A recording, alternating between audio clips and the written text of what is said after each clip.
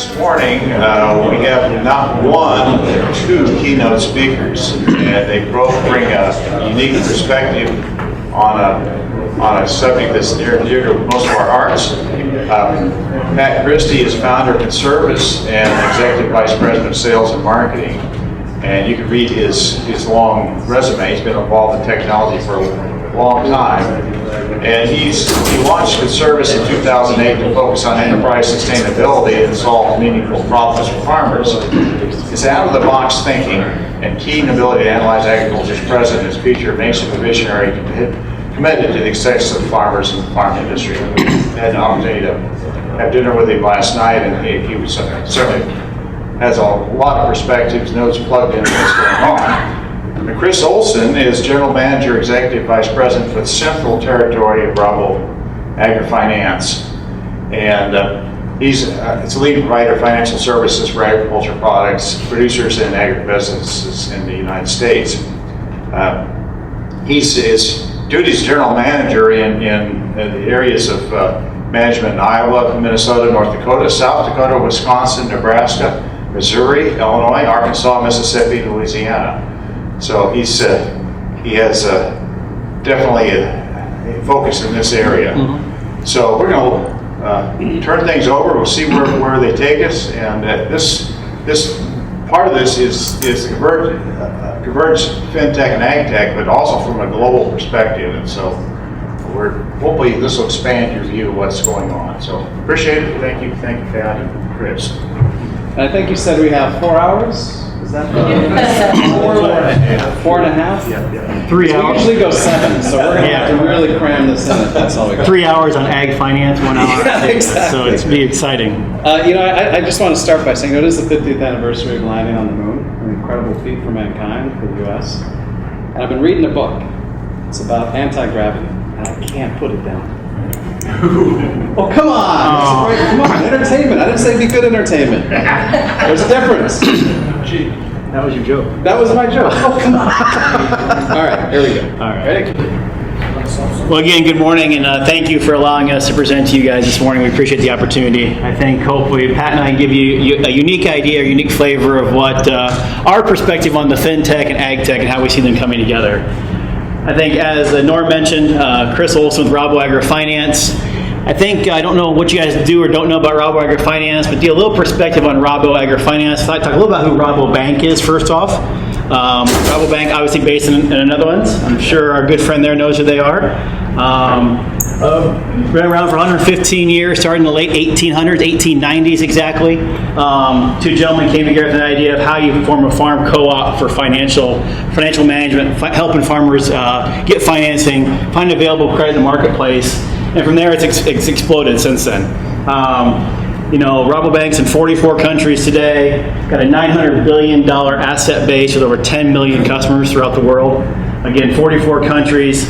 Obviously, United States being a big part of that, Argentina, Australia, Brazil, Chile, every place that produces agriculture we're part of. I think a stat I heard from Barry Martin, who is our rural lead of banking for the world, I think 50% of the agricultural commodities in the world, Rabo Bank touches in some way. So 50, and I was like, wow, that's pretty impressive. So obviously touch a lot of different things. I think one of the trademarks and the foundations of Rabo is their knowledge and the knowledge team they have throughout the world.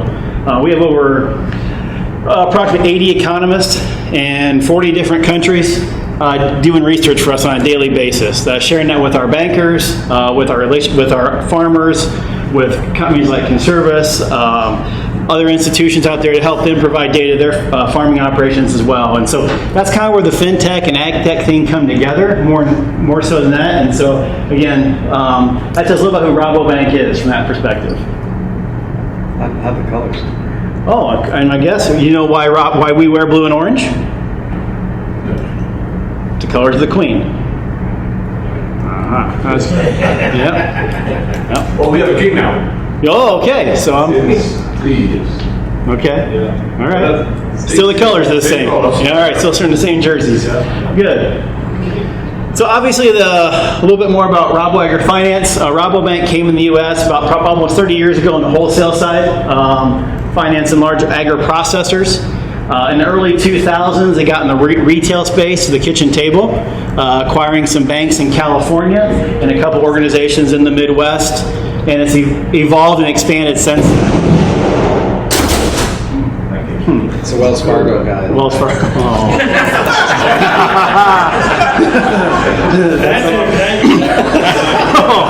The crash. The crash. Yeah, nice try. Oh, wow. That was better than your gravity joke. It builds. Okay, good.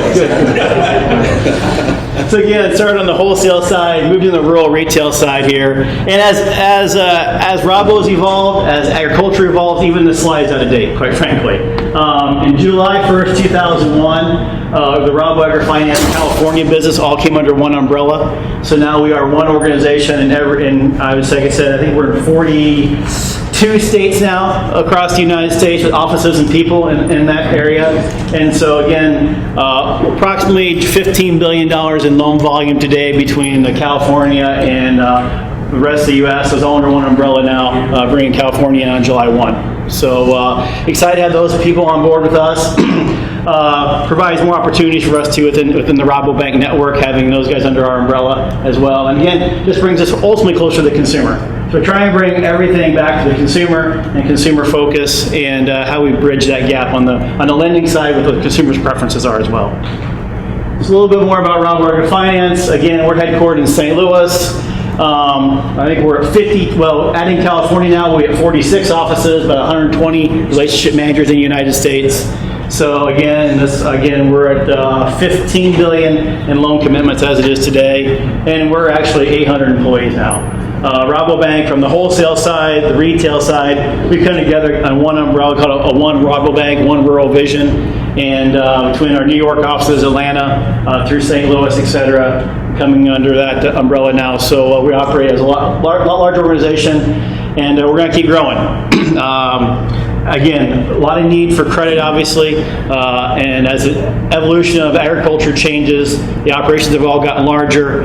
I think Rabo is a good fit in that environment for us today, and we're going to keep growing. We just met with Barry Martin, who is the head of rural banking for Rabo. He challenged our management team the other day. He asked us how we get to 40 billion. Our first question was when. You know, I mean, sometimes Barry has a pretty aggressive mindset, but I think what we see coming is as we look at the Conservis partnership, which we'll explain more about, just the FinTech and AgTech side, how things are going to keep converging together, how operations are going to keep getting larger, and the need for capital is going to keep expanding from that standpoint. We hope we can be part of that for people. So it's interesting because 4 years ago I never heard of Rabobank, although 4 years ago there's a lot of things I never heard about farming. I'm not a farmer, but I grew up around farmers. I loved race cars as a kid, and the best shops were always my farmer friends. So I don't know if that resonates with anybody here, but it was an important part of my childhood, my adulthood. You know, we started Conservis in 2010, and it wasn't a farm management system company. We actually started as a carbon trading business.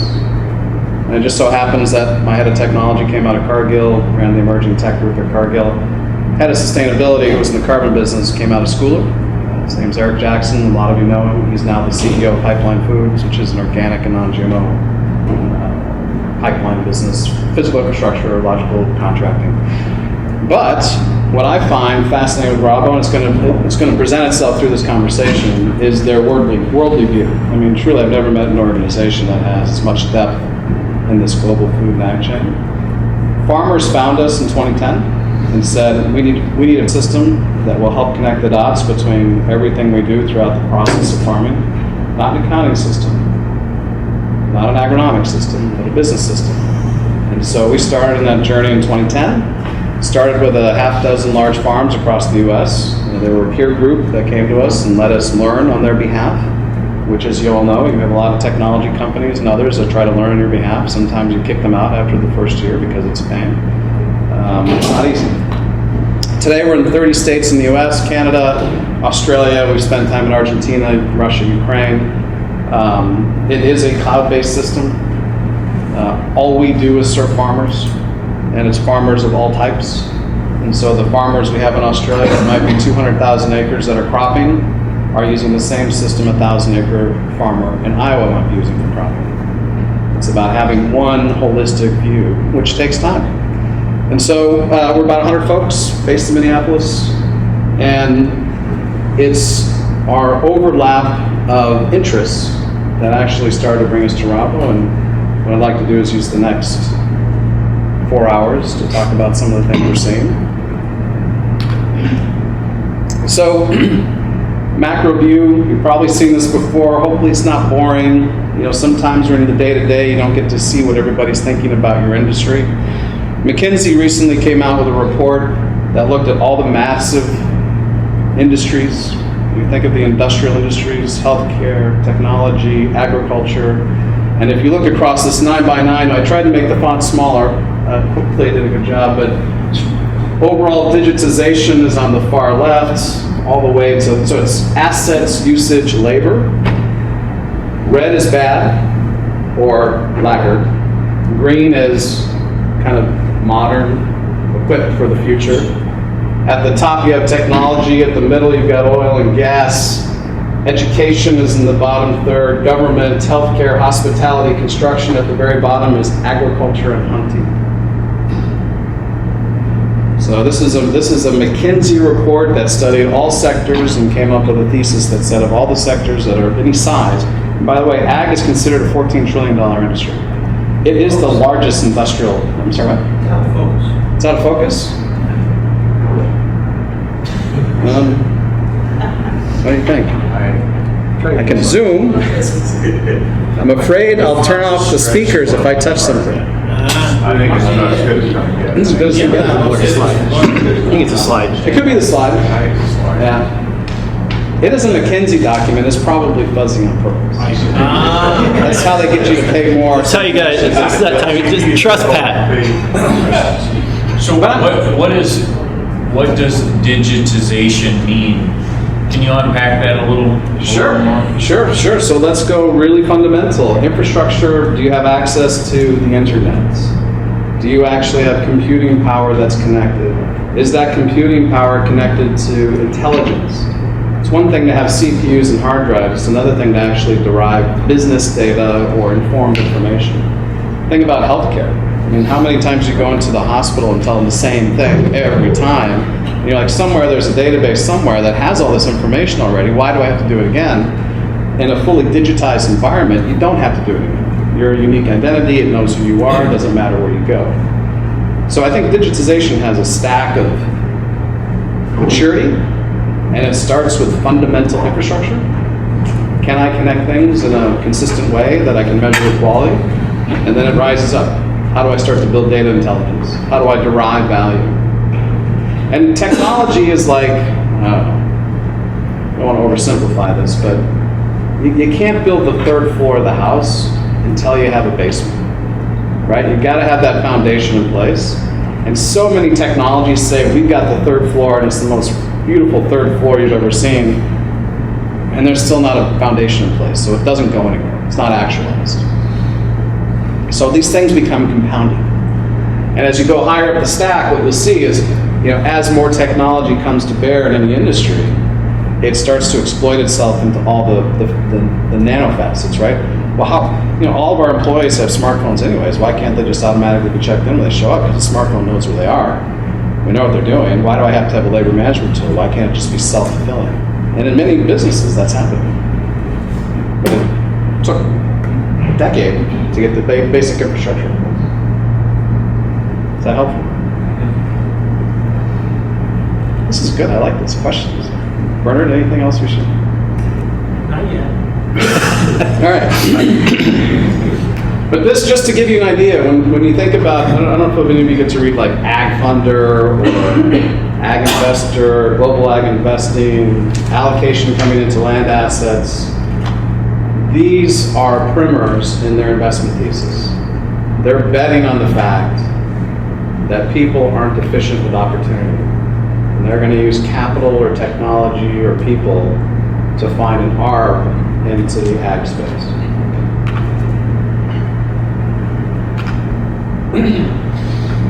My turn? Your turn. So one thing you're seeing as we see the evolution of farming and the change on the farm, is we notice this, and as we go out and call on customers and our prospective clients as well, is what's changing? What are your challenges? One of our challenges as a lender, is information. Is getting good information, get accurate information. And that, it's funny to see the survey that 53% of this room has actual external auditors review your financials. That's exceptional, quite frankly, from what we see. We see a wide variety of data that comes into the bank from producers of 30,000 acres to 1,000 acres, the kind of data and how they manage things. And so, as we've seen profitability be challenged in agriculture over especially the past 5 years, data continues to be a driving factor in helping us make decisions. And again, accurate data is even more fundamental in that process. So, we see that change coming. And so from Rabo's perspective, you look at different software packages out there, different companies out there. Some may be owned by seed companies, for example. Some may be owned by different companies. Some have different interests in mind. Rabo went down the path of looking, okay, how's this evolution going to keep happening? Because the data is coming in from your operations. It comes in from your tractor. It comes in from everything you're doing nowadays. How are you gathering it? And how can we use that to better make decisions? I have good friends of mine that farm, always talk about, well, we don't know how to sell grain until the next crop report comes out. And we're like, well, why would you have to worry about that if you know your cost of production? Why aren't you marketing based on your cost more than what a market's going to tell you? Because you should be able to make decisions ahead of time. And that's a fundamental challenge with a lot of farming operations that we see. And okay, you're capturing all this data about how you're using it. How can the bank use that to be an advisory role, not just a lender? How do we differentiate ourselves? Because money is all green. Interest rates are all going to be competitive, but how can we make ourselves different in the farm space? And that's where we look at the data element coming into play there. And so, we see a shift in operations. How are people operating differently now? 4 or 5 years ago, maybe even 6 years ago now, you could just wake up and make money farming. The commodity prices were high enough you couldn't make a mistake. That made us some bad decision makers at times. As commodity prices have driven down, we've had to really hone in on how we become better farmers, better operators, and better managers. And I think for us, that helps us. We are part of that value chain now in using technology to help understand that. So that's where a lot of the Rabo and Conservis conversations begin, because you're taking data from the machine, actual real-time data, bring it in, and how can we, as a lender, provide some tools or ideas to Pat and his team that maybe enhance the product even further, that you can then share with your lender, whether it be a Rabo or whoever else that could be out there you're borrowing money from. How can you share that with them and help them make better decisions? So that's where we see this change on the farm as the data is coming in, and people are getting more just technically savvy from that perspective as well. So it feels just like just the day-to-day of what I do, talking with farmers, talking with just folks in the ecosystem. Farmers we talked to 5 years ago that said, I'm fine, are showing up saying, I have to make a change. I can't operate the way I used to. The way I thought I was going to be able to operate, there's too much changing and I need to get in control. And control means different things for different people. And frankly, it doesn't matter if you're using Granular or a competitor of ours or but just the concept of saying I have to do something different is a massive hurdle of change, because frankly, there's 83 reasons not to change. And it's usually a couple that materially force someone to go, I got to do something different. And it's been fascinating. And I do think, what was the statistic? I saw the CEO of Land O'Lakes give a presentation, great presentation. Not as entertaining as ours. Great presentation. It said the first quarter of 2019, there were 700 dairy farms in Wisconsin that went bankrupt, which was a remarkable event, because most of the time it's tough, but to have this high volume of finality on farm was surprising to them. And so for them, it became a question of what's happening, why is it happening, is it specific to commodities, is it farm practices, is this finally happening, what we've been talking about for a long time, which consolidation of the wave is real. In that particular case, they assessed that it's real, because those farms weren't being reorganized as new dairies. They were no longer going to operate as dairy farms.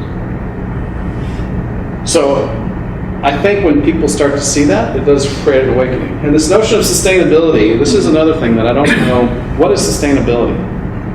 And we all have a variation of what that could mean. I think we talk about it in terms of economic sustainability, because nothing else can happen if you don't have economic sustainability. But in this interesting kind of global world we live in, we are seeing farms that are having to report into global gap in the US to get access to markets. And a lot of that global gap reporting is a sustainability framework. And so, there is pain. And I don't know about you, but I tend to move faster when I'm in pain than when I'm feeling good. And so, it's real. And the other interesting thing, again, I think for both of our organizations, and hopefully this is useful, we're seeing this happen globally. And our clients in Australia are going through the same thing. Some of it's weather related, but they're also benefiting from the tariff situation here. They're getting access to new markets they could never get to before, not in a competitive way. So these things become hyper-dynamic, and it does affect everybody. So hopefully you can see this. It's oversimplification of the world. Inputs on one side, equipment on another, off-taker revenue on one, and then kind of think of balance sheet, finance, crop insurance, access to capital. Each one of these groups are starting to organize strategies around your farm. They've already been doing it for a long time because they have products or goods that they need to bring to your farm. But the digital evolution in this ecosystem is creating new business models.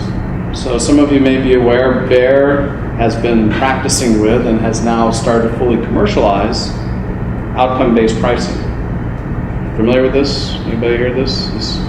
So they're literally going to your farm saying if you have 2 years of climate data, they will demask the brand off their germplasm stack, and they will identify the best seed for your field, and you'll agree to kind of a loose strategy on crop protection, genetics, and a target yield, and they'll price into that yield. If it goes higher, there's a formula where they share in the upside, and if it goes lower, there's a formula where they pay into the downside.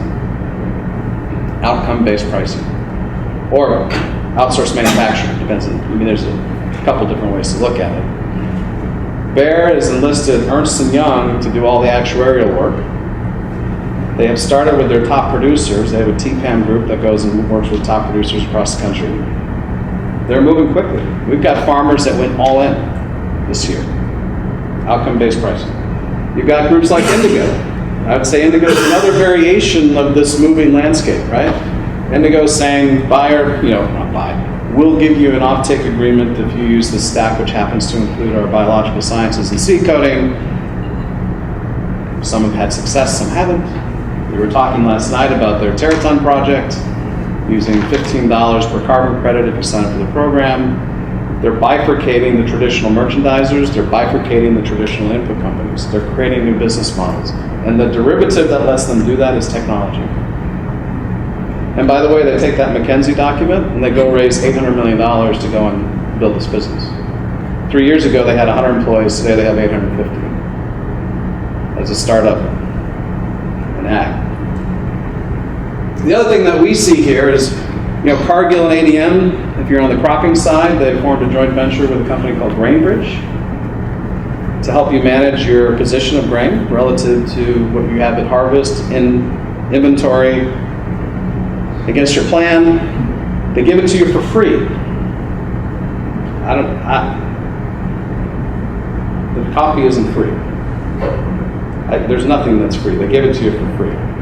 There's some derivative value that they're creating, whether it be a relationship bias, access to data, and everyone here is doing this. Does that make sense, by the way? I hope I'm not too esoteric in this. I'm just trying to illuminate that the world that has been is shifting as we speak. Especially when you start to think about low margins, creating commodity. We're starting to consolidate farming practices. The same thing is happening in the ecosystem. You're going to have fewer retailers. You already see it in dealerships. How many John Deere dealerships were there 5 years ago compared to today? It's happening, which is may not be a good thing for you. And just to make it simple, let's talk about AgTech for a second. But isn't it easy? Come on, you know which ones are the ones that you want. To look at. It's a small list. Actually, this isn't the whole list. Like, where's Waldo? Where's Waldo? Yeah, exactly. So I forget the exact number, so I'm probably exaggerating, but it's in the range of about 6,500 AgTech companies that have been documented over the last 5 years. And of the 6,500, I would call it a barbell issue.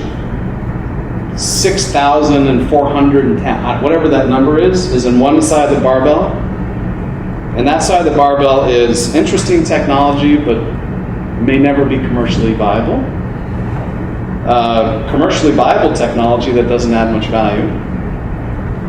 What it costs to build it and what a farmer is willing to pay is upside down, so it won't survive as a business.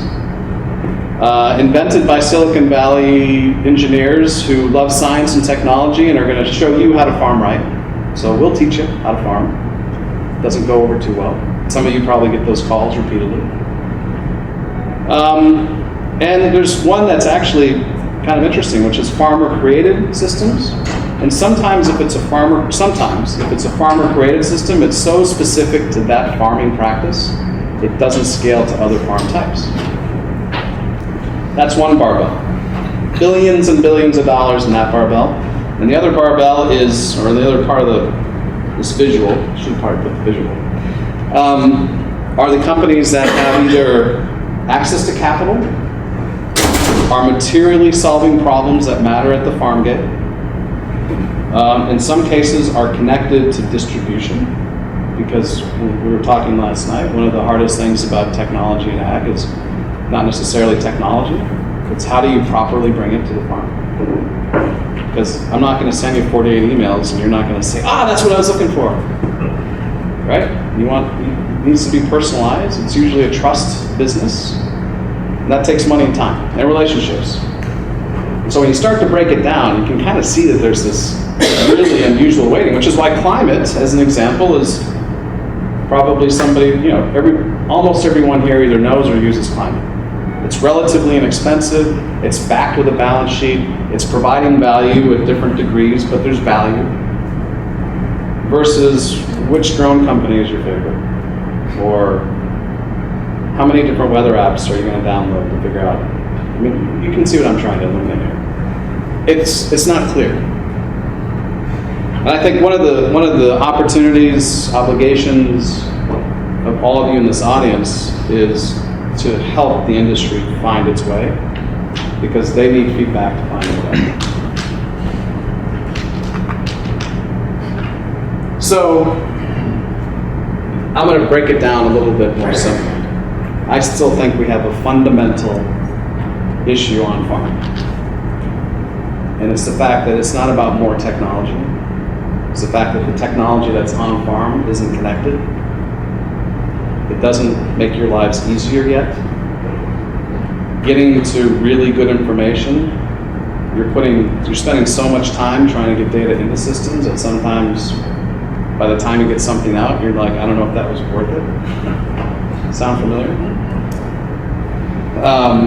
Part of it is a true technology problem. There are systems that are not easy to communicate with.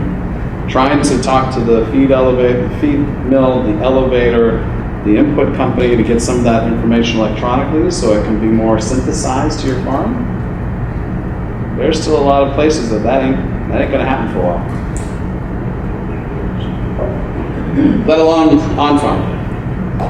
A lot of practices that have existed for a long time aren't going to change. Again, if there's not pain, I have a spreadsheet that works, why change?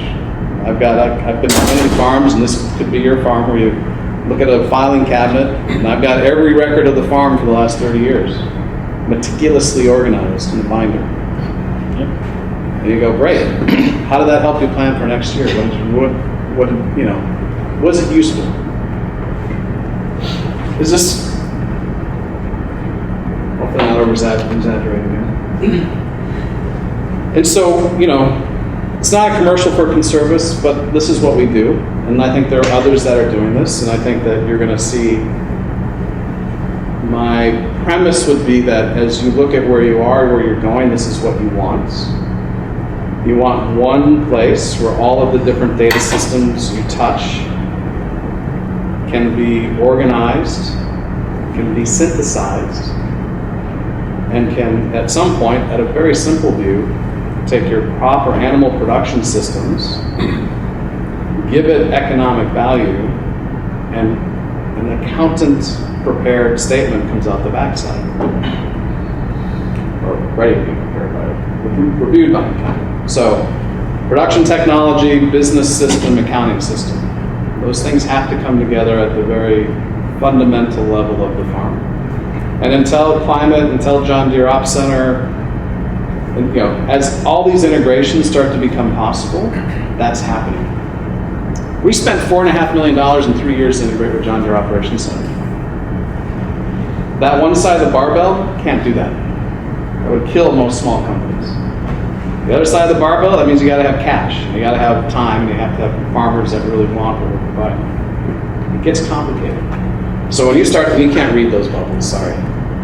Accounting systems, field level activities, logistics, inventory purchase orders, weather, market data, compliance, precision ag telematics, crop insurance.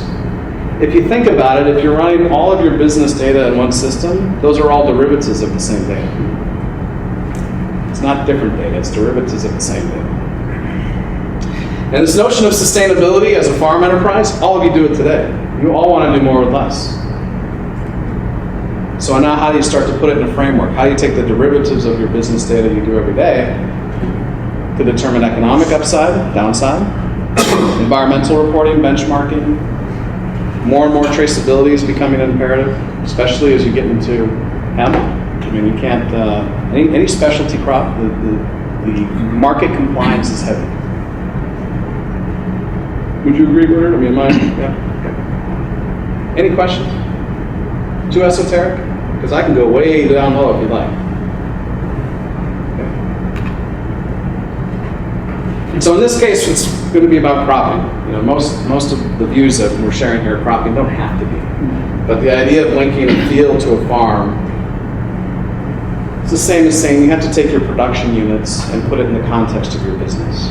And if you think about your business as a manufacturing plant, which you are, that flow of information, linking planning and budgeting to activities, to your final product, to your accounting information, and having all the metadata across the way.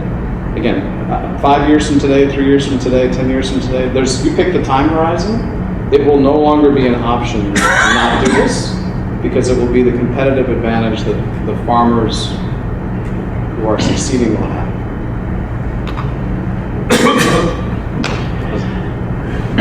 Yeah, so taking that one step further is one thing we look at is kind of the evolution of this ag chain. You look at this here at the top, you got the grower here and the consumer, and they look really, really close, but they're really, really far apart in the grand scheme of things. How the products you produce today are getting the end user, but that end user, their preferences drive a lot of the decisions you make on your farm today, and all the touch points to get to you. And so how will data play an element in your lives as you're producing your commodities? I met with a sweet potato farmer last year who told me, they're putting for his products to go to Europe, they get tattooed. And so when you're in the grocery store, you can do a barcode scan with your smartphone. It'll tell you where it came from, when it was produced, what chemicals were used to grow that potato, and you have all the detail to grow that commodity, that one individual potato. That was a consumer preference. How's that going to change your way you farm in your operations today? And how will you change your farms? I bet, Bernard, you did not expect to grow hemp 10 years ago, and now today you're growing it. What's 10 years from now look like? What's the consumer going to demand that's available to you to make a profit? Because, we're in a profit. At the end of the day, sustainability is also a profitability factor. We talk about economic sustainability, there's environmental sustainability, but at the end of the day, for a lot of us, when it really comes right to the brass tacks, is how do we make money and survive? How do we keep growing? How do we keep getting better at what we do? And you see all the different points in here and how many different communication elements on technology can play a part in this that people are going to want to know more about. And so I think this is part, again, that value-add food chain that we continually see in ag, that we see it on a global perspective, truly from a global perspective. So anyway, very interesting slides, a busy slide, but I think it puts it in perspective. It can be really simple, but it's really complicated how you get there. Well, it's fascinating too, again, going back to Rabo's perspective being more than just the farm, but still being food and ag and the value chain, touching all of those different aspects, both with research and relationships through banking. And they're studious. And this is a studious bank. And they continue to reveal this as they inquire into their customer base, what's important and where they think the bank should be headed. The message that I keep hearing from the bank is it's not about lending. It's about the connectivity within the food and ag value chain and how there needs to be a trusted way for this data to flow. And if there's not a trusted way, I mean, you're already seeing in some cases, there's, General Mills. General Mills, great example. So they procure wheat across into Idaho. They force their farmers to use something called Field to Market, which is a sustainability calculator for mass balance reporting on water consumption, nitrogen use. If you didn't do that, you didn't get access to the contract. It wasn't a premium because you did. It was a cost of doing business if you wanted that access. Another example, Field to Market, Iowa, Unilever, mayonnaise production, soybean crushing. They paid the farmer a 25-cent bushel premium to use Field to Market. That was a primer. The next year they stopped paying the premium. The primer was to get the habit started and then to take the premium away. It's happening. I mean, I can go on example after example. General Mills, 1 million acres of regenerative soil. They want to do all their wheat and corn production, and I think they just bought a farm in South Dakota, even 25,000 acres. They bought a TPG, and the whole initiative is to do organic and sustainably sourced production. They call it regenerative agriculture. It's called, their whole tagline is healthy soil, healthy food. Again, no premium.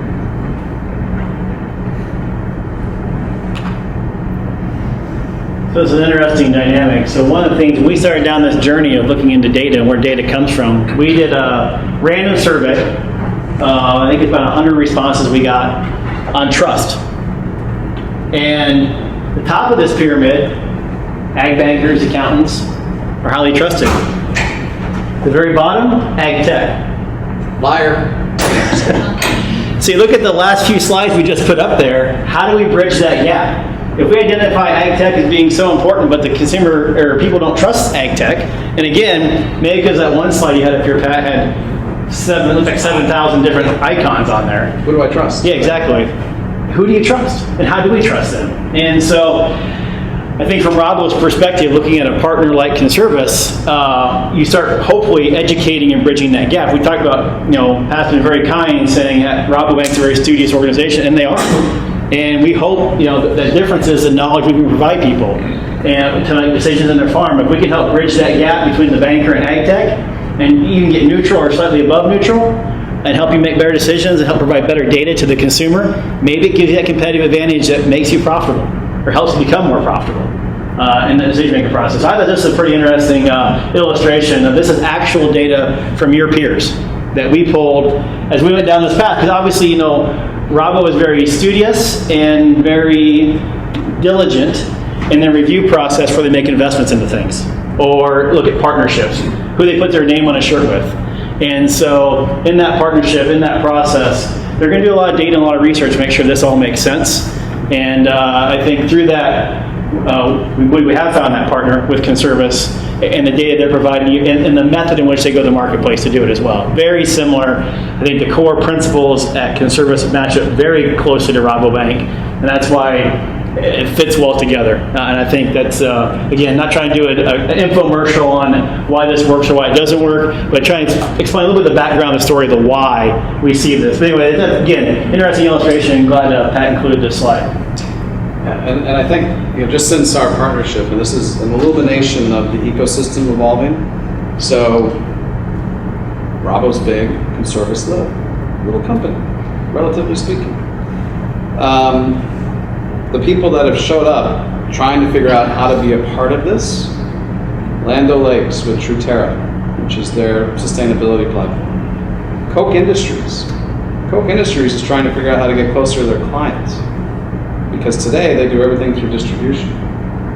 Yara, largest fertilizer business in the world based in Norway, good Norwegians. They now have 2 years ago, no digital team. Today they have 300 full-time people building digital tools for the farmer. I mean, again, back to that list of, they're all trying to figure this out. You know, we're fully integrated with Climate and John Deere. Climate's a great product. It doesn't link to a financial analysis. This is an ever-evolving world, and I think, you know, the fact that you're as studious as you are on financial management and managerial accounting and trying to get a hold of your business tells me that you're the types that are also thinking about what this means in the grander scheme. So hopefully this is just helpful as you think about where this is all going, because it's moving fast. I feel like we're at the end of the beginning. It's taken 10 years to kind of get to a point where it's like, all right, you know, kind of take a deep breath and what's next. And I think the next 10 years are going to go at light speed compared to the last 10. And the problem or opportunity could be it's about you at the end of the day, because you're the ones that are either going to embrace or not embrace, and you're the ones that are going to determine if there's value or not. So when you say it's going to go at light speed, do you mean more new things will come under the umbrella, or the things that are somewhat discovered are actually going to make progress? I think, you ever heard the rule of 3? And if you look at when industries get to a certain size, look, you've got, in the world of consumer data, who do you have? Google, Amazon, Facebook, Amazon. 10 years ago, you wouldn't have thought of them as being the pillars of data controversy as it relates to our personal lives. I think you're going to see a similar evolution happen in agriculture. Now that there's so much tech out there, it's not about new tech. Now it's about normalizing it to be useful, getting adoption to happen at scale, and whoever figures that out is going to be part of the rule of 3. Climate's trying to do that. Corteva's trying to do it with granular. IBM's showing up. Rumor is Amazon's playing in the space behind the scenes. You know, when does Amazon buy FBN and try to build an e-commerce model and use that as their way in? I mean, there's a lot of money. I hear people talk about Indigo and it's like, oh my God, they raised $800 million. And I'm like, just wait. They're experimenting. People are watching that just to see what works and doesn't. When the time is right, they'll jump in. So I think it's less about new tech, although there's refinement that's ever recurring. I think it's about unification of technology so it's easy to use and starts to drive real value, which is customer specific, production practice specific, regionally specific, because the things they do in Australia are slightly different than what we do in the US, even though the crops may be the same. Accounting integration. I think this notion of management systems being tightly integrated to accounting isn't an option. It has to be a destiny. It has to happen. Because nobody wants to double entry. Or maybe you do. I don't know. I don't think you do. Yes, sir. Back up one slide. So, when Conservis merged with Rabo, did you see more? Just a partnership. Partnership, whatever. Did you see more trust factor in your product then because of the bank? Hands down. Hands down. I mean, a lot of people don't know who we are. And for the ones that have known us for a long time, they might think we're the greatest company in the world, but that, you know, we're a nascent company in a nascent sector trying to digitize. Rabo shows up and says, we trust these people. I mean, it's like, you know, the 10 Commandments walked down from the mountain. They said, these guys are all right. And all of a sudden, the people that said, well, we kind of knew about them, let's find out more. And all of a sudden they get in, and they're like, wow, actually this is pretty interesting. So absolutely, brand credibility, bar none. A little bit of, what's up? Like, what, does Rabo get all this data now? What's the gig? What, you know? We go, no. Actually, Rabo is doing this because they want to see the digitization at scale happen. It serves their needs. They're trying to de-risk their portfolio. But more importantly, the farmer needs this, whether you bank with Rabo or not. And again, I'll be as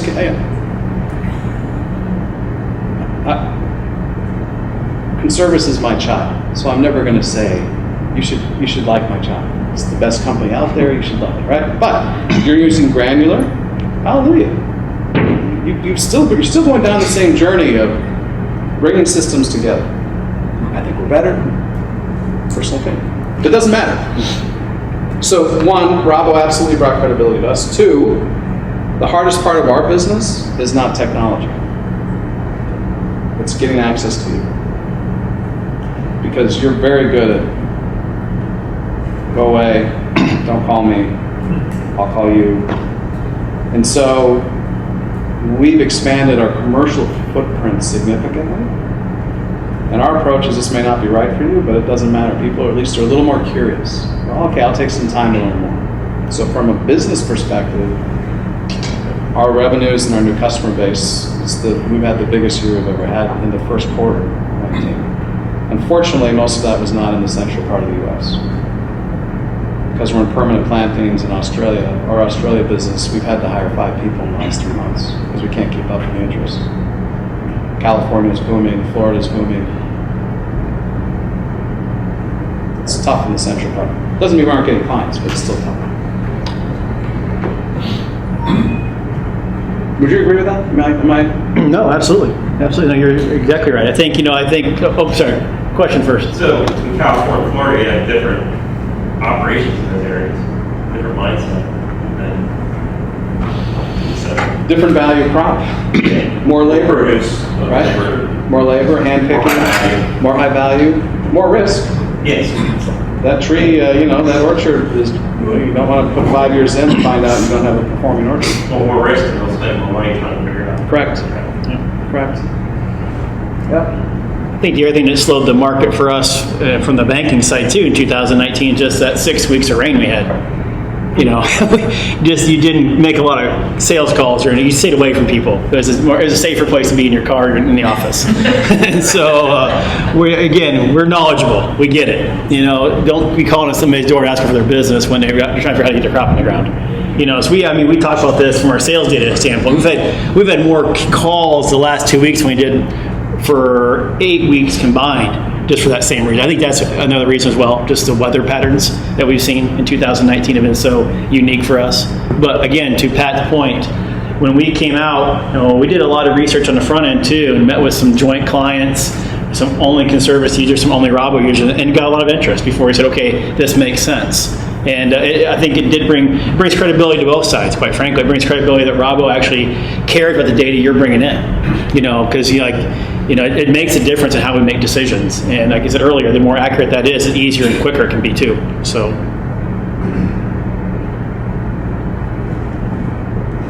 Yeah, just for fun, if we said Monsanto or Bayer just bought us and we're here to talk about that partnership, some people might say, well, I don't want Monsanto Bayer to have access to the system that I'm going to use for my business data every day, right?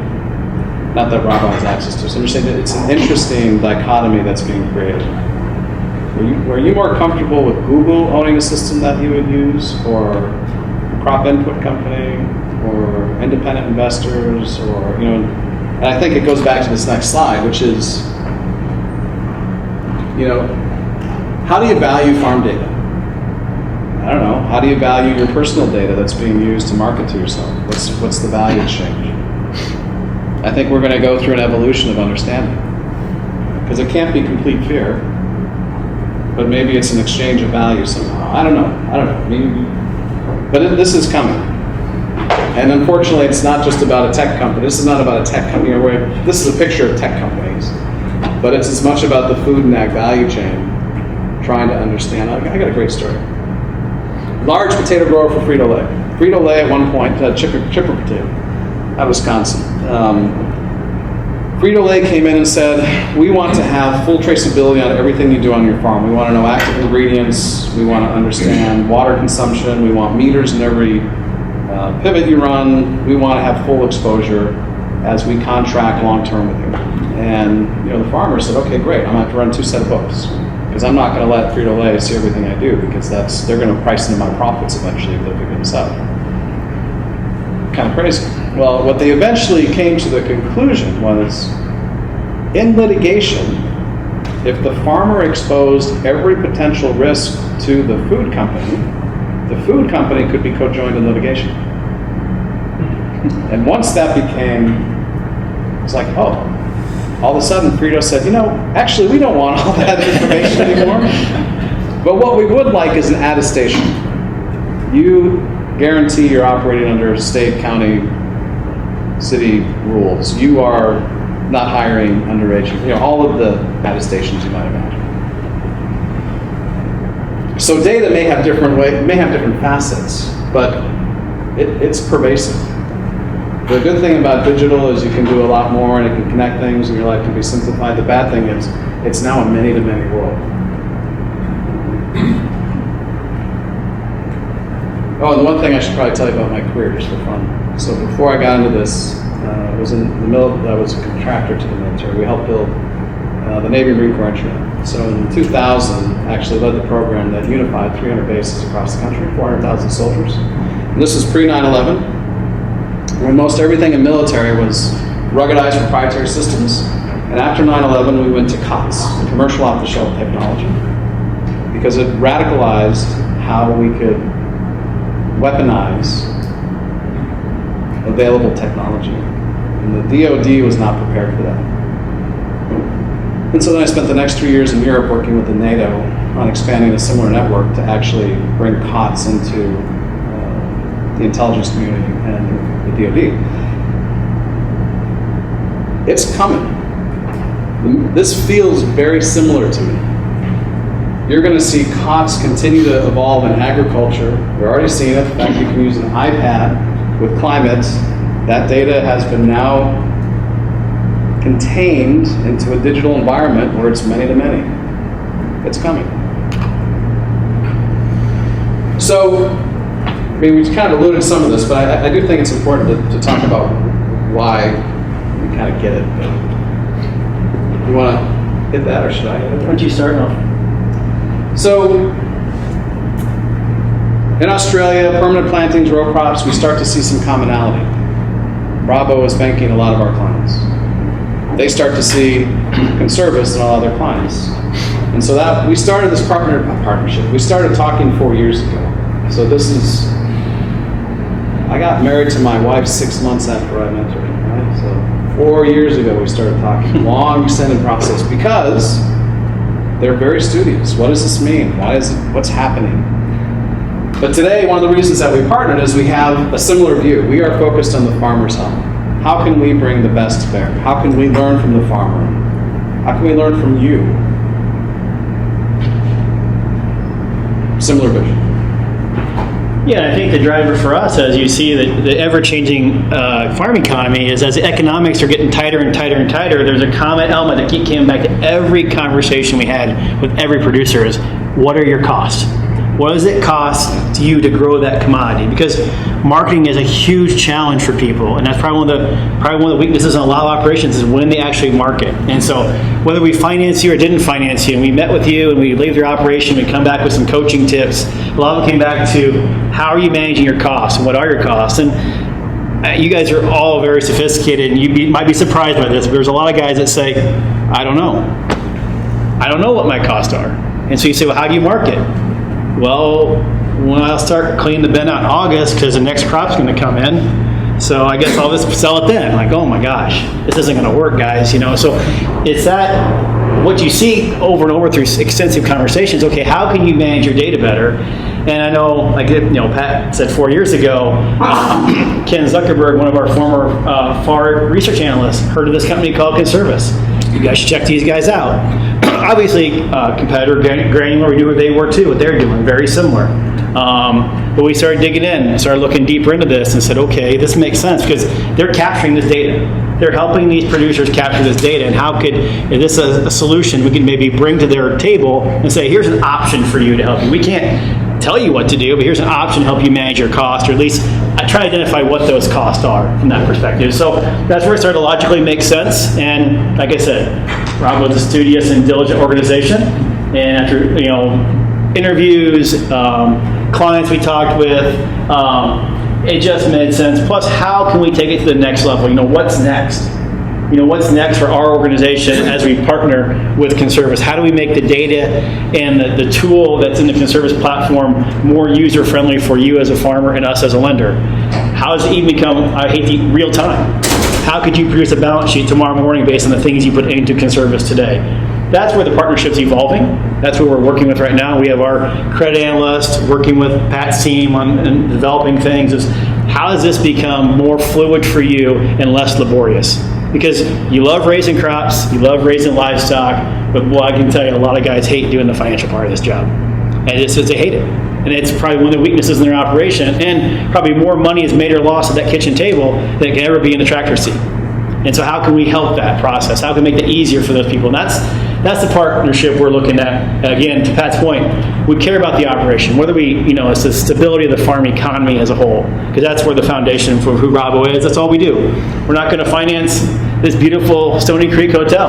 We just won't do it. But we'll finance farming operations. So that's where I guess to get the why part of it, if that makes sense. Yeah, and I think it's it's not just Conservis. Again, Rabo is big.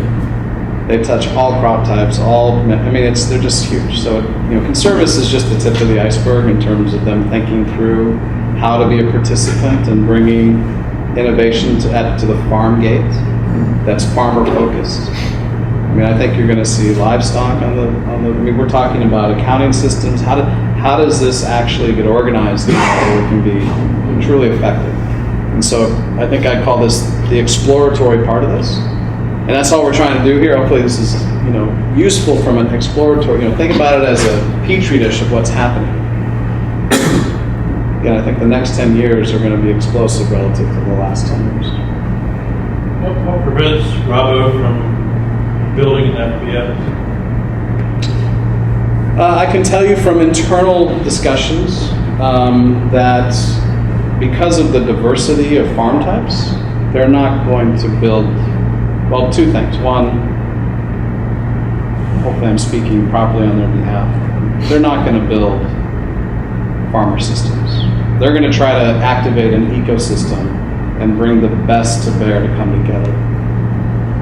They're going to invest in their own systems. They're going to continue to invest in ways to digitize their bank, and hopefully they can link into this ecosystem and have an advantage, but they're interdependent of one another. They're investing in their research arm. I want to get that research data made available to our farmers so they have an advantage. Connect the local data with research information, really actualize it. But they're not going to build systems. And they're not, and no offense, Norm, but FBS doesn't work for tree nuts, and it's not going to work for sheep and livestock in New Zealand, and it's not going to work with some of the groups in Brazil and sugarcane. Not that they couldn't, but I'm just saying there's localization issues that, because of Rabo's breadth and depth, they're going to need the ability to interact with a variety of companies based on their clients' needs, not on what Rabo wants, what their clients want them to participate in. Question for Chris. Blake, yeah. In that ecosystem that you're talking about, as Rabo looks at the world, I know Rabo has a fairly sizable livestock footprint. Yep. Who are the major players that you see that you're evaluating, like you have cultivated this relationship with the service? Can you talk to them? And no, I can't, quite frankly, but we haven't, to my knowledge, Blake. As you said, there's a lot out there. There's a lot of data being captured in the animal protein space, where you go from poultry through swine through dairy. But right now, Rabo's focus has been with Conservis on the crop side, and where that evolution will continue to grow with livestock for them. Because as you know, I think every time we sit down with Pat and the Conservis team, someone in the room will ask, when are you guys going to do hogs? When are you going to do dairy? Or when are you going to tie into one of the other systems, Meta Farms, something like that? When are you going to start bringing Pig Champ records in? And so I think, for right now, we're focused on this and where that can go. From the animal protein side, nothing that I know of as of right now. So there's a gap between farmers don't want to spend time on financial data. So how is it not a fantasy to think that you're going to convince them to spend the same amount of time that they have to put into agronomic decisions on just data capture of data they don't seem to care about? How do you how do you close that gap? Or are you going to eliminate the need for them with technology that it can just come right to you? That's what. So, if you're using a common platform, when you build your agronomics, you're building alongside that your costs. When you activate that budget, it not only is something that can create a lens into your managerial perspective, but actuals come in against that budget. I mean, that's what we've been building, is this notion you shouldn't have to enter it in 4 times. You take your agronomic recipe to create your plans. Those plans drive costs, actuals occur, link into your accounting. And sometimes when I say link into accounting, it could be accounting into the system. There's different ways to do it, but you simplify it. And until, the climates and the deers from a cropping perspective, until you could get that information liberated in a quality way, you couldn't do that. I mean, there's just no easy way to do it. Now it's possible. So yeah, it's not quite magic. There's still, you still got to put the little thing on, you still got to use your thumb to move paper around once in a while, but it's definitely gone from a burden to a smaller burden and headed towards an even smaller burden. It'll also come down to individual consultation versus a blanket approach, quite frankly, because everyone's going to operate differently. And that's why I think the go-to-market strategy, both Rabo and Conservis match up so well together. It is that, face-to-face specific client base we're looking to go call on. And that group gets it. Some will get it, some won't, quite frankly. And yeah, it's a fantasy to think blanketly it'll cover everybody, but I think there's a finite group that will get it, and it will take off from there. And I think that's who the group we're calling on from a client perspective. Yeah, and the interesting thing on the cropping side is literally in Argentina, guess what they use as their major systems for in-field? John Deere and Climate. Guess what they use in Australia? John Deere and Climate. I mean, there is some universal applicability to making it easy for this information to come together. That helps justify the investment, because it is expensive to figure out how to make all these things work and keep it at a cost that's affordable.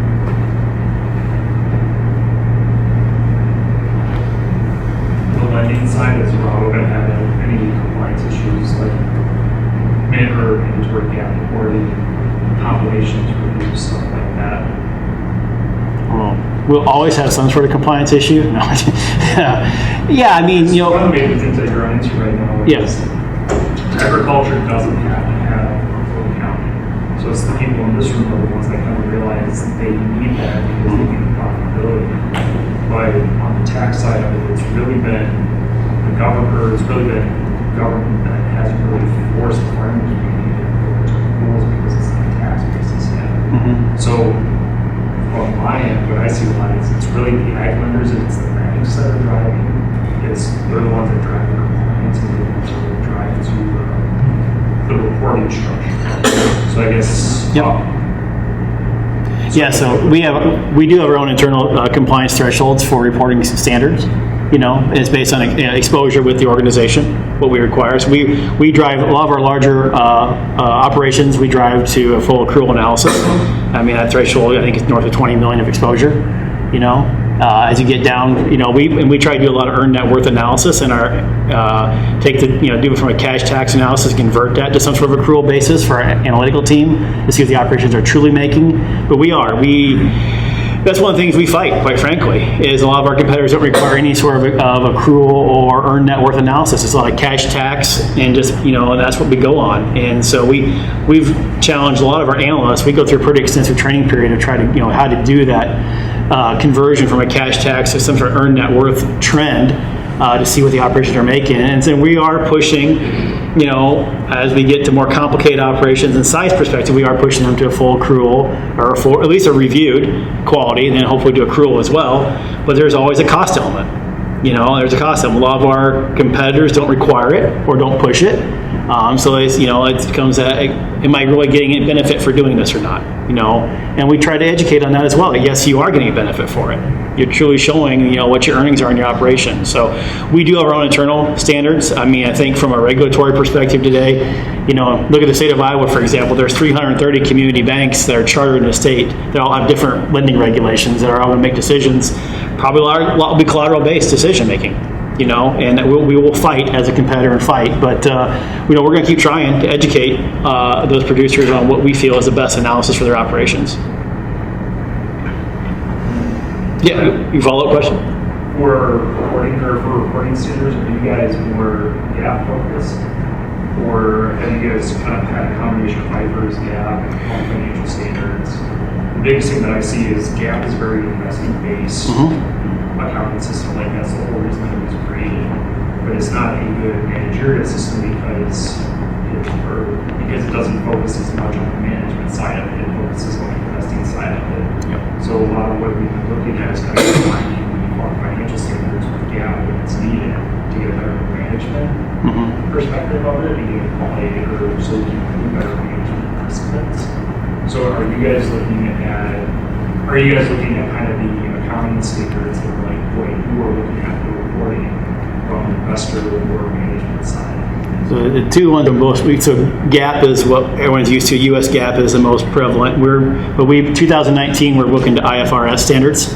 It's more obviously European based, and that's what we're getting pushed from the European banking organization. So obviously, like to your point, a lot more cash flow based.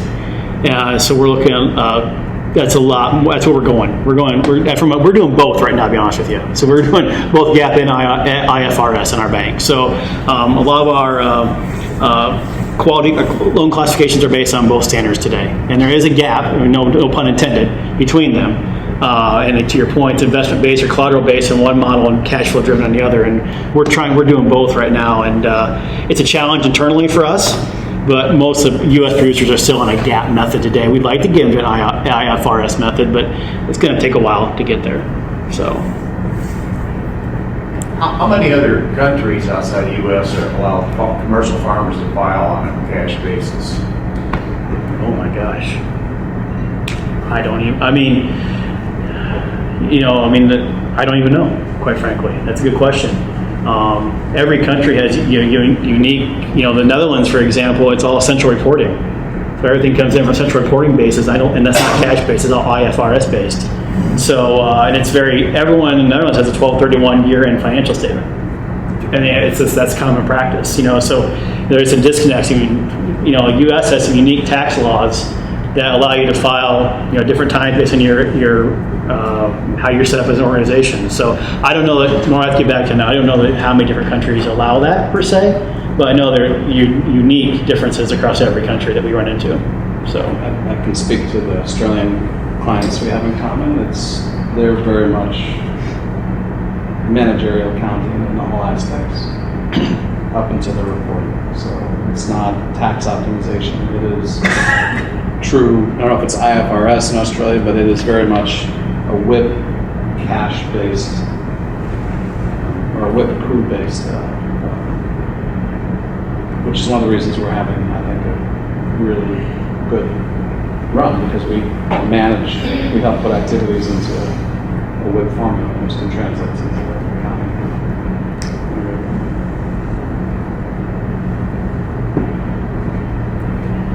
Only 40 more slides. 3.5 more hours. 3.5 more hours. So this is just an example. So when we launched the partnership in conjunction with our common clients, one of the things that we heard and we decided to focus in on is how can you make the credit approval process faster, more unified. And so we spent time with the Rabo team, credit, finance, RMs, with common clients, and illuminated a set of reports which we're calling lender-ready reports. So it takes all of your information in the system and puts it into a format that, in theory, you could create, share, and what at least the credit team at Rabo said, this information is complete enough to make a credit decision in a very timely manner. It doesn't mean to get the capital. So that's where we started, and that has illuminated a lot of things. For example, the need to have deeper integration with accounting systems. The need to make sure we have the right schedules available and to make those schedules easy to capture. But that's what we've created. And it's actually in beta right now. We're out testing it with common clients. Yeah.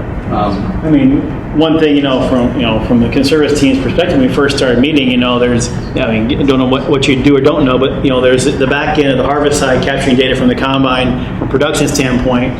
There's the planning and budgeting side. and this maybe goes back to your question earlier, is okay, so what is missing in that planning and budgeting phase that a lender may want from a true overall cash flow? You know, for you see now land rent schedule, what's your overall debt coverage, what debt payments do you have? And so if there are 4 or 5 new elements we could add to their planning and budgeting piece that could give lender-ready reports, it helps bridge that gap for us faster because then it's a single point of entry. And so then you can basically hit print and generate a report for your lender instead of, you know, doing it here, doing it in Excel, moving it here, tying it to your accounting integration system, whatever it may be, but trying to produce that lender-ready report to decrease the amount of times you touch something, quite frankly.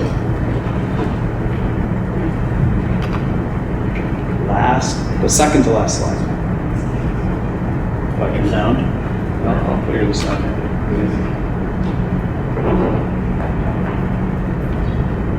Well, it's a silent film.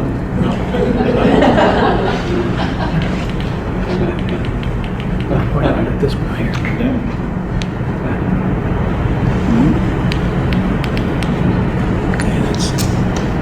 This is where we're supposed to pretend. You know, you got on there just. To get accurate data in your financials. Just run and start over.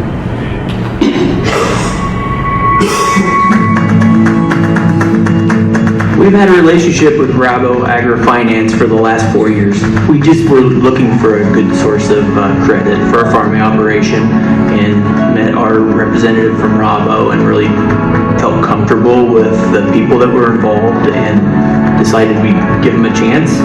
And they gave us a chance, we gave each other a chance, and it's been a great relationship. Well, there isn't anything more important than to get accurate data in your financials with your lender.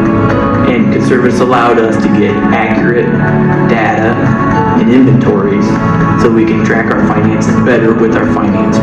Having the information does give us confidence in trying to expand the farming operation, and the peace of mind that the data is correct, the inventories are what they are supposed to be. It's very important, and they both go hand in hand with finances.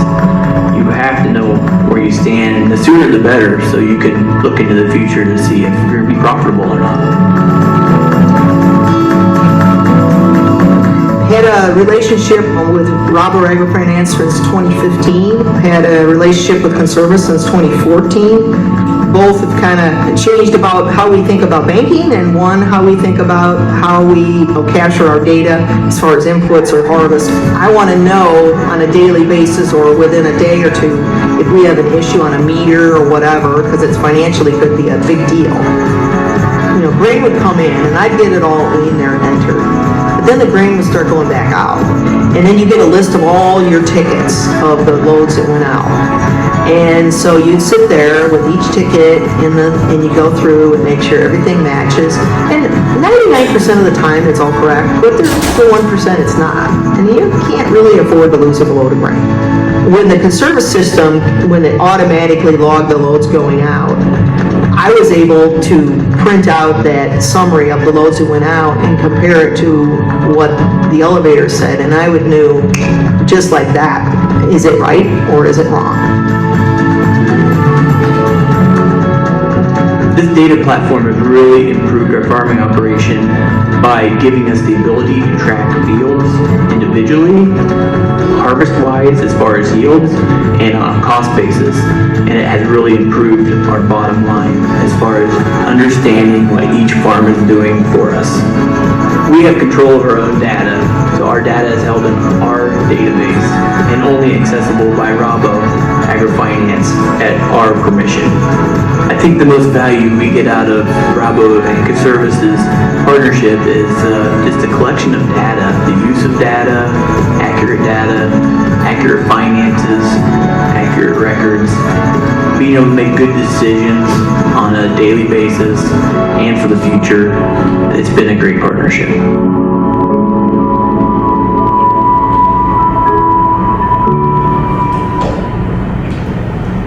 Now that's what a marketing budget can buy. And then this is where we end. There's a whole long-standing joke when we get up on stage with Bert and Ernie. So. And if Robert was here, who was in the Netherlands today, we're Laurel and Hardy, because he's not Dutch, but he's 6'6". We look like Laurel and Hardy when we're together. That's what we have. Any more questions? Coach Ryan, go ahead. What do you see happening on the livestock side? As we're trying to track data and what are you all going to be requiring in the future? Oh boy. I'll let you go to what's coming from a technology side. What we'll require from the livestock side, I think, is just inventory management, like always. Where's current positions on a monthly basis is what we typically look at, whether it be hog or cattle, dairy as well. Just monthly positions overall is making sure, kind of look at the inventory levels and then how that's going to ultimately tie out month over month, year over year from a cash flow perspective. How is that being converted to cash? And how is that becoming income and revenue in your operation, and how that ties back together. So that's the thing we're looking at from a lender perspective. How Conservis can help tie that in. I'll kind of cue that up for Pat a little bit. I don't know for sure where they're at with that element right now. We've got a lot of focus on the grain oil seed and the budgeting side, but we've come a long ways. It took us 4 years to start dating, but since we started dating, it's been pretty fast and furious. So maybe Pat, you have more on the livestock. It's exhausting. No, in a good way. So I would call our livestock, I'll call it an exploration. It's more than an exploration. It's a phase 2. So we've already started to assemble a view on what technologies need to be brought together, what companies are in the market that we might be able to work with, where there are gaps, because there are still a lot of gaps in the protein side of the house when it comes to tech. A lot of the real innovations actually come out of Australia. AgriWeb has started to make a really big presence. A company called Maya Technologies, also out of Australia, starting to make a big presence. So, but we have a list of companies, and so I think the way we're going to approach it is, who do you partner with? Who could be a member of the ecosystem that's got the right solution? And if you can't find someone to partner with, do you have to go build it? And if you do go build it, who do you build it with? I mean, who are the clients you bring around the table and say, what does this need to look like to be really successful? So that's, I'll call it phase 2, because we've definitely started with cropping, but we've already got to spend some of my time on these future strategies on where are we going to go and how are we going to get there. And it's in line with Rabo's efforts as well, because livestock is a big part of their presence globally. So it's coming. And it's not a clear answer, but it says we're working on it. We actually put together a Conservis. The team of people at Conservis did a pretty exhaustive review 3 years ago, and we actually started to model out what needs to be built. So we've got a framework to work from. It hasn't changed. Now it's about executing. And it comes back to, what does it take to execute? Great farm partners to make sure we build it right, capital and time. So it's somewhere out there. But it's coming. It's inevitable. So on the 9x9 analysis, internet in rural America is not perfect yet. No. As a hog producer, as we try to become more isolated for biosecurity purposes, right? We go off the grid even further. So any thoughts on the development of internet access across the whole country? A lot of thoughts. I mean, as you know, there's a lot of initiatives in the feds and other areas, including the USDA, to try and activate investment into rural connectivity. I think, in the world of technology, you've got this thing called Moore's Law, which you've already slipped past, which is every 18 months you get twice the capacity at half the price. And so you're going to continue to see the evolution of internet accessibility go through a similar curve. They're about to launch 4,000 microsatellites this year that is supposed to give broadband access to all of the U.S. Private. So what it actually costs and how it gets there, TBD. But I think the ability to get high-speed, quality internet connectivity, even though it feels like an issue today, I think you're going to see that start to slip, and it is going to become available. The same technology that's going to drive autonomous vehicles at large is the same technology that will drive internet. You can't have an autonomous vehicle in rural America without having strong connectivity. It's more than just GPS signals. It's more than a triangulation of GPS. There's an internet component. And so that's what's going to drive some of this internet connectivity. So it's, ironically, internet accessibility in rural America is not about rural America. It's about autonomous vehicles and rural America will benefit from it. And so in the next 24 months, I think you're going to start to see a slightly radical lift in what's available. The traditional way of getting telecommunications is expensive. Physical lines, fiber optics to hubs, hubs to spokes. It's very expensive. That's why you see such delays, and I think this is going to start to leapfrog some of the issues we've been seeing. But having said that, we've got farms that have pulled in their own fiber because they can't afford to not have that advantage. And so you wouldn't think you'd have to do that, but in some cases we've seen private networks being built on farms just to facilitate their need. Well, you can do that in a main hub or a big operation, but to have total connectivity of your system, there's got to be penetration out into the corners and. Sure. Yeah, you can use WiMAX repeaters. They cost $5,000 to $10,000. You put them on. I mean, you can do it. It's just you're going to put $50,000 to $100,000 of your own capital to work just to get something that other people enjoy for relatively low cost. But I mean, unfortunately, it's not going to be done. It can absolutely be done. It's a question of does the cost justify the means. I just think that's coming. That is not going to be a limiting factor in technology for agriculture. Well, it's coming. I don't know what they're going to charge for it. I would assume it's still a lot less than what it's going to take to put physical infrastructure in. But, you know,